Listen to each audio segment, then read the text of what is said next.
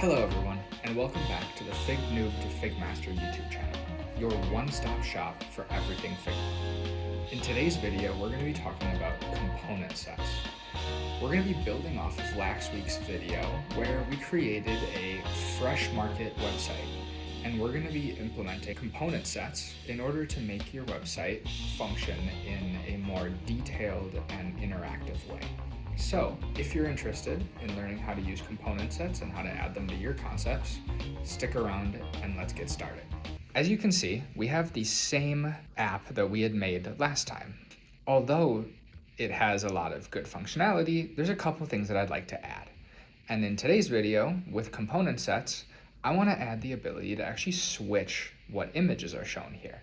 So I don't want to only look at these carrots, I want to look at a different image of carrots. So what I did is I just copied this box of carrots right here and I dragged it out. And so I have this copy of the carrot that's in my current frame. And I went out and I found another image of carrots that I liked. So what I'm gonna do is I'm gonna resize it. So I'm gonna make sure that this box of carrots is the exact same size as this one, or vice versa, that this one is the same size as this one. So when I go here, I can see that this carrot is 240 by 153. So what I'm going to do is I'm going to shrink it down to a close size and then 240. So I'm going to go right here and do 240 by 153. So then I'm going to detach this right here. As you could see before, it was attached, which meant that I was never going to be able to get it to the ratio that it wanted me to. So I'm going to change it. I don't care if I lose a little bit of the carrot, so I'm just going to drag it up until I get 240 by 153. So now we have two images of carrots that are exactly the same. So what I'm going to do is, because this one's a frame, I'm going to frame this one as well. So right click, frame selection, and I'm going to highlight both of my pictures of carrots right here that are exactly the same size, and I'm going to come up to the top right where it says create component.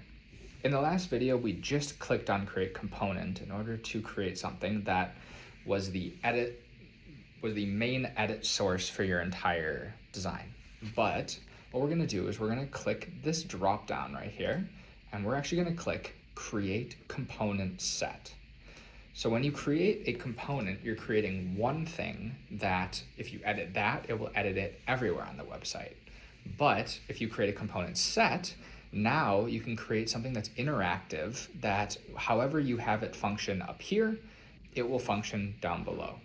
So what I want to happen is if the user clicks on this picture of a carrot, it's going to switch to this picture of a carrot.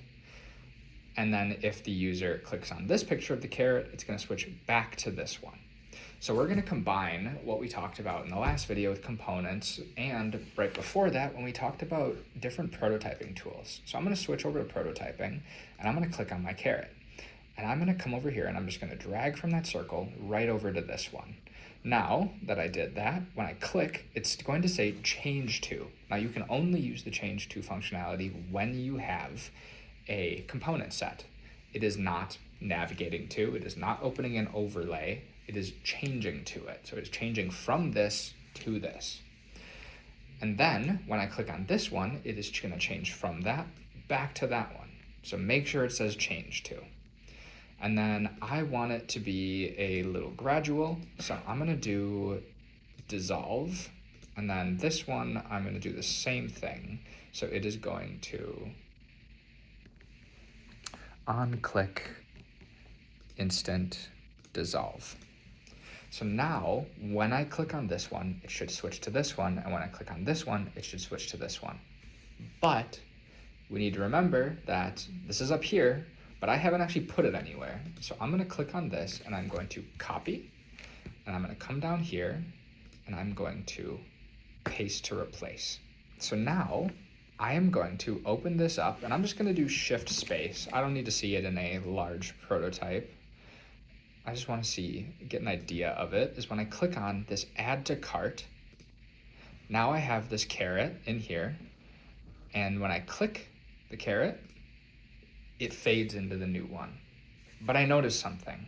I don't know if you guys noticed it, but I did, where at the bottom we have curves, and we had curves, but we lost it because we put a new picture in there.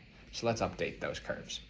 I know that it's always going to be up here, so what I'm going to do is I'm going to click on my carrot, and I'm going to see that I have if I double click into it, I have a 10 pixel curve. So I'm going to come back up here, and I'm going to click on both pictures of my carrots, and I'm just going to add a 10 pixel at the top left and a 10 pixel at the top right. And now it has that curve that I was looking for. So when I open it and I click add to cart, it pops up with even curves. Now, one thing that you need to be aware of is that component sets can only talk to component sets. So if I wanted to, when I click this plus button, it would change the image, you can't do that.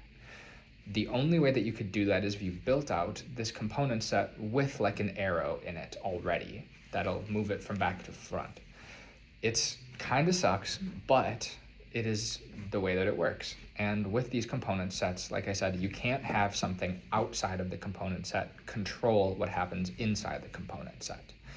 But you can have something inside the component set control what happens outside the component set.